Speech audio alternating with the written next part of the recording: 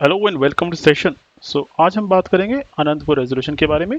पहले हम कई टॉपिक कवर कर चुके हैं पंजाब जी के सीरीज़ में और आगे भी कवर करते रहेंगे। अभी इकोनॉमी भी डिस्कस करेंगे पंजाब की, हम कल्चर भी डिस्कस करने वाले हैं। ज्योग्राफी के कुछ इश्यूज हैं जो एड्रेस नहीं हो पाए हैं तो उनको यहाँ पे कवर करने की कोशिश करेंगे, राइट। अगर आपको लगता है कि कोई टॉपिक मिसिंग है या आपको लगता है कि इंपॉर्टेंट और कवर होना चाहिए तो मैसेज ड्रॉप कर दीजिए, यहाँ पे कमेंट कर दिया कीजिए, तो ताकि हम इसको और आपके बेनिफिट के लिए रिकॉर्ड कर सकेंगे, राइट। और ऐसे लेक्चर हम बना देंगे, नो इश्यूज। यस, आज हिंदी में लेक्चर है, बिल्कुल है, क्योंकि रिक्वेस्ट आई हमारे पास दोबारा से, मुझे नहीं पता है ना कि पंजाबी नहीं आती क्या बच्चों को जो पंजाब की तैयारी कर रहे हैं, आई डाउट। स्टिल चलिए, जो रिक्वेस्ट है तो मुझे लगता है हमें मानना चाहिए, है ना। तो और जो आप लोग हैं, आप लोगों को तो मुझे पता सभी को हिंदी आती है because of the Bollywood movies. तो शुरू करते हैं, राइट। अनंतपुर रेजोल्यूशन के बारे में बात करेंगे। तो व्हाट वाज अनंतपुर रेजोल्यूशन? है क्या, एक डॉक्यूमेंट बना था 1973 में, जिसमें क्या थे, डिमांड थी कुछ। किसने की थी? पॉलिटिकल पार्टी बनी थी शिरोमणि अकाली दल, आपको पता होगा, अगर याद हो आपको, हमने हिस्ट्री में डिस्कस किया था। कहाँ पे हुआ था ये? अनंतपुर साहब में ये डॉक्यूमेंट तैयार किया गया है जिसमें डिमांड है, तो इसी को कहते हैं अनंतपुर रेजोल्यूशन। और डिमांड कौन सी है इसमें? पॉलिटिकल डिमांड्स हैं, इकोनॉमिक डिमांड्स है, रिलीजियस डिमांड्स है। किसके लिए? For the Punjab is the Sikh community in particular. और वो demands with in the framework of Indian constitution है, राइट। तो जो भी होगा सही तरीके से किया जाएगा, गलत तो देखो पॉलिटिकल पार्टीज नहीं करने वाली हैं, हम ऐसे ही कहेंगे। अब इसका बैकग्राउंड क्या था? हमने डिस्कस किया था कि पंजाब में डिमांड क्या थी पहले। पंजाबी सूबा मूवमेंट चला था। लिंग्विस्टिक बेसिस पे, लैंग्वेज के बेसिस पे एक अलग स्टेट की डिमांड की गई थी, जो कि पूरी की गई थी। 1966 में पंजाब एग्जिस्टेंस में आ गया, जो आज का पंजाब है। पंजाब तो पुराना था, हमने बात की थी। 47 में पंजाब कुछ और हो गया था, 66 में पंजाब कुछ और हो गया।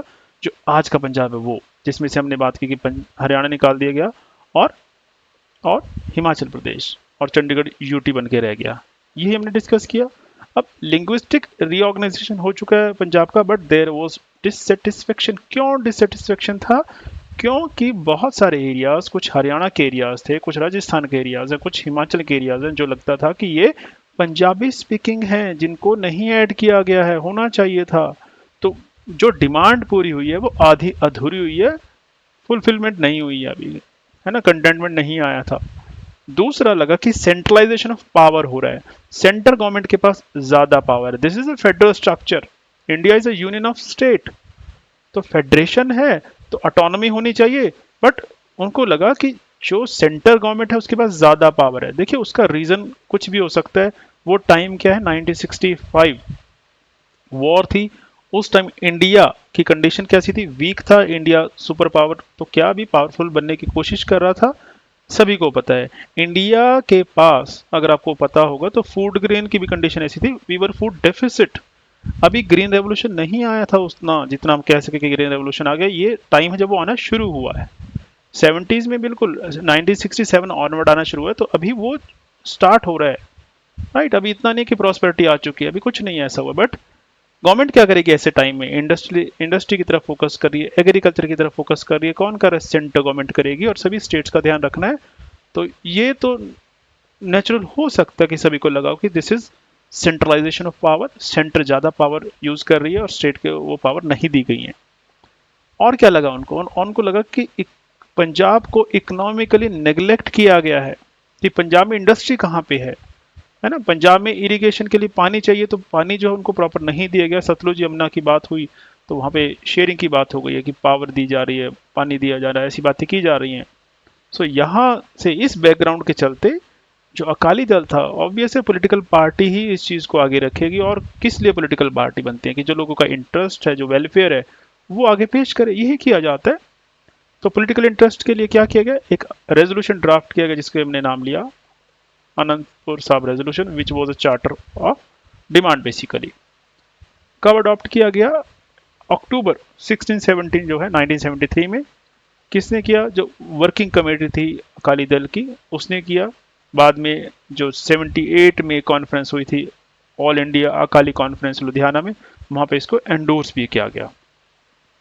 तो सिर्फ ये नहीं कि ऐसा ही हो रहा है, कि जो हमने भी बात की, ये दो तीन मुद्दे उठाए कि लिंग्विस्टिक रीऑर्गेनाइजेशन में डिससेटिस्फेक्शन आ गई थी पंजाब में, सेंट्रलाइजेशन ऑफ पावर हो रही है, इकोनॉमिक नेग्लेक्ट हो रहा है। सिर्फ ये इशू कभी नहीं होगा। कोर इशू कहाँ से? देखिए, जब हम बात करते हैं ना किसी चीज की कि ये इशू हुआ या ये चीज हुई, जैसे एग्जांपल उठाते हैं हिस्ट्री की, 1857 का रिवोल्ट हुआ था। इशू क्या है? बचपन में स्कूल में एक ही चीज पढ़ाई जाती है, वो the use of greased cartridge, उसकी वजह से वो रिवोल्ट हुआ था। But that was not the only reason, that was immediate, है ना? वो चीज थी जिसने चिंगारी दी, जिसने स्पार्क दिया रिवोल्ट को।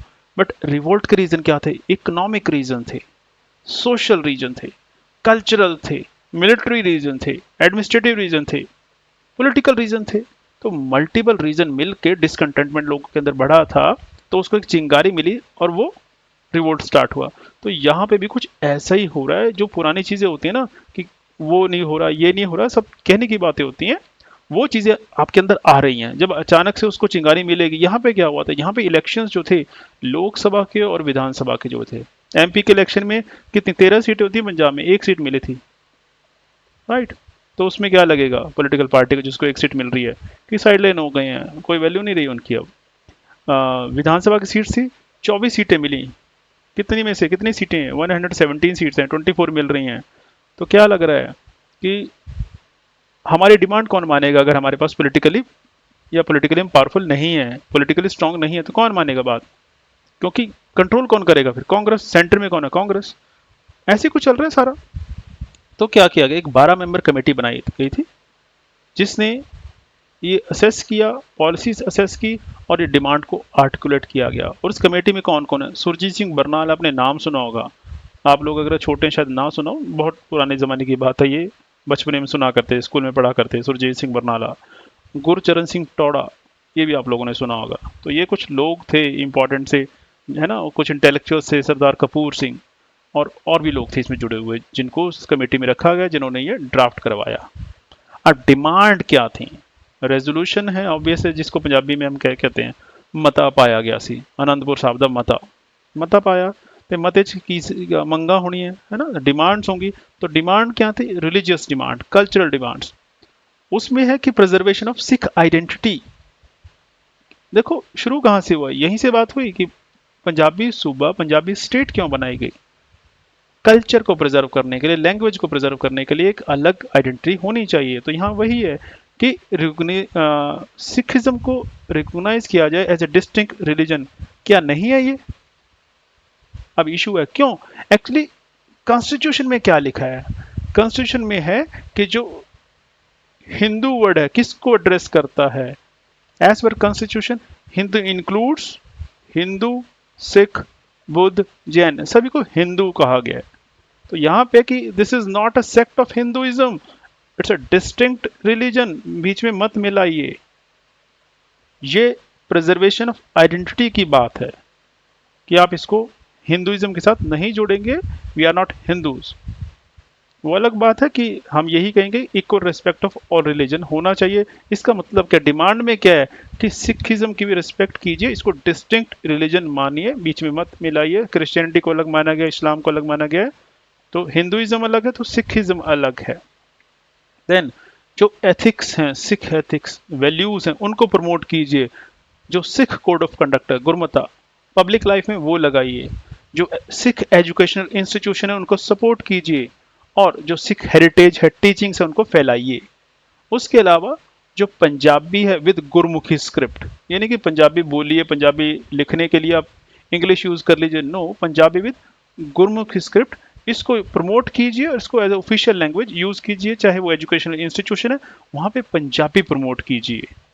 और जो दूसरी स्टेट्स हैं बॉर्डर की, जैसे हिमाचल है, हरियाणा, यहाँ पे इसको सेकंड लैंग्वेज बनवाइए। कुछ पॉलिटिकल डिमांड्स हैं, कुछ इकोनॉमिक डिमांड्स हैं।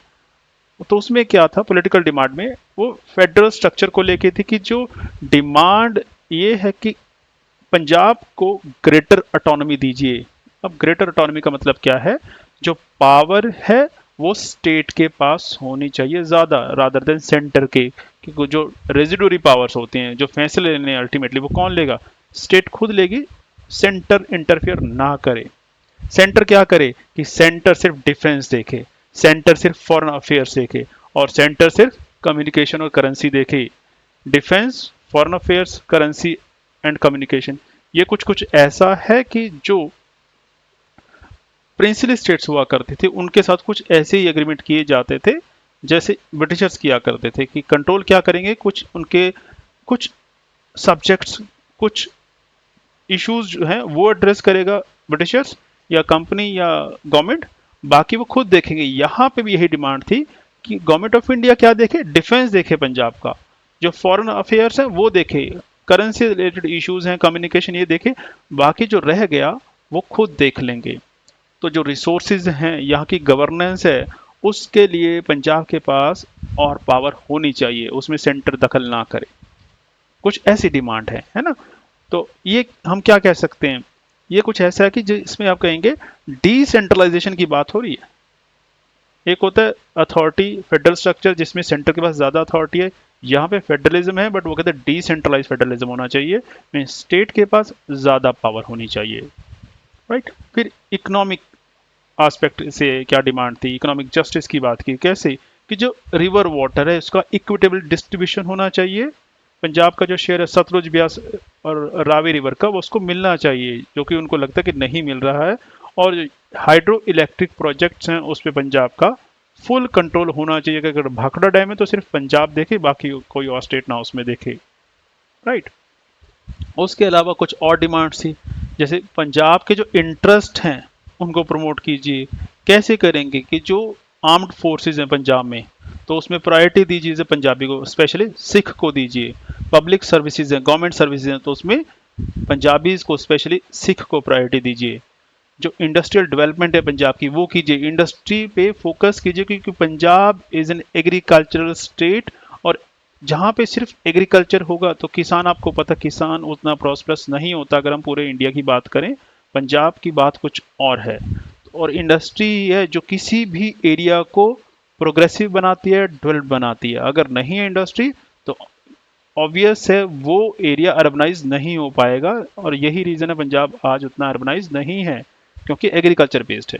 तो क्या डिमांड थी यहाँ पे, इंडस्ट्रियल डेवलपमेंट होना चाहिए, उससे होगा क्या, अनएम्प्लॉयमेंट रिजॉल्व होगी, पॉवर्टी जो है वो थोड़ी सी कम होगी, जितनी भी है कहते और कम करनी है। फिर जो टैक्सेस हैं उसमें पंजाब का शेयर रखिए, फेयर शेयर रखिए, रेवेन्यूज में रखिए। फिर चंडीगढ़ को लेकर मुद्दा क्या था कि चंडीगढ़ जो है यूटी बनाया हुआ है आपने, दोनों की कैपिटल बनाया हुआ है हरियाणा और पंजाब की, तो ये किसको दे दिया जाए, पंजाब को हैंड ओवर कर दिया जाए। उसके अलावा जो मैंने बात की, transfer of Punjabi speaking areas in Haryana Himachal back to the Punjab, के कुछ एरियाज हैं जो कहाँ पे हैं, हरियाणा के एरियाज जहाँ पे पंजाबी बोली जाती है, राजस्थान के भी कुछ जो बॉर्डरिंग एरियाज हैं, और हिमाचल के, कि वो पंजाब को दिए जाएं। ये डिमांड थी।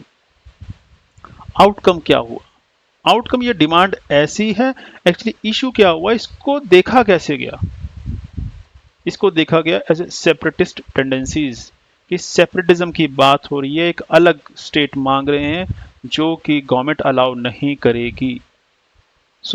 और ये पीछे इशू हुआ था, एक जो स्कूल बुक्स होती है ना 12th क्लास की एनसीईआरटीज में, ये एक चैप्टर डाला गया था, तो उसमें कुछ टर्मिनोलॉजी ऐसी थी कि सेपरेटिस्ट टेंडेंसीज पंजाब में डेवलप हुई, जिस पे अगर आपको याद हो 2023 का न्यूज़पेपर उठा के पढ़ लेना, उसमें है कि अकाल तख्त ने ऑब्जेक्शन उस पर रेज की थी कि दिस इज समथिंग रॉन्ग, आप गलत पढ़ा रहे हैं, बच्चों को मिसगाइड मत कीजिए, this was not the intention of the resolution, जो अनंतपुर साहब रेजोल्यूशन है, सेपरेटिस्ट टेंडेंसीज नहीं थी, तो जो बुक में लिखा वो गलत है। सो इसका मतलब कह सकते हैं रॉन्ग इंटरप्रिटेशन की गई होगी कि पंजाब एक सेपरेट स्टेट की मांग कर रहा है, इंडिया से अलग होना चाहता है, but as per this resolution that was not the case.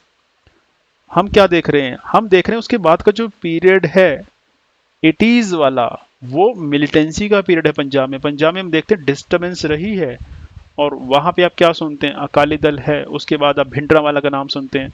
तो यहाँ पे हम देखते हैं कि धर्म युद्ध मोर्चा स्टार्ट किया था, उसमें भिंडरावाला पार्टिसिपेट कर रहा है, और वो क्या हो गया, दैट वाज लाइक ऑर्थोडॉक्स जो है फेनेटिज्म, कुछ ऐसा कह सकते हैं कि वो मिलिटेंट रूप ले गया। जो भी ये मोर्चा था, जो भी चल रहा था, वो मिलिटेंट रूप ले गया, राइट। डिमांड क्या है, वही है कि चंडीगढ़ ट्रांसफर किया जाए, वाटर के राइट्स दिए जाएं।